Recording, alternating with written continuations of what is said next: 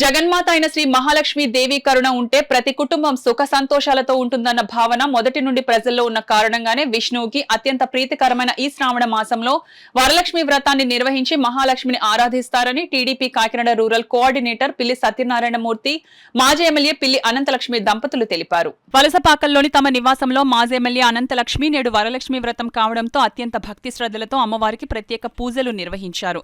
ఈ సందర్భంగా వారు మాట్లాడుతూ వరలక్ష్మి వ్రతం కావడంతో ఇక ప్రతి ఇల్లు పండుగ శోభతో కళకళలాడుతోందని తెలిపారు.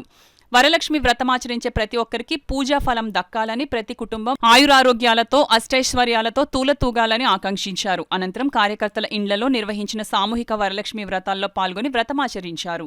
తన కుటుంబ సభ్యులు నిత్య సౌభాగ్యంతో ఉండాలని, ఎక్కువ సుఖ సంతోషాలతో జీవితం అంతా గడపాలని, అష్టైశ్వర్యాలు మా కుటుంబానికి ప్రసాదించాలని చెప్పి ప్రతి హైందవ స్త్రీ ఈరోజు పూజించుకోవటం ఆనవాయితీ.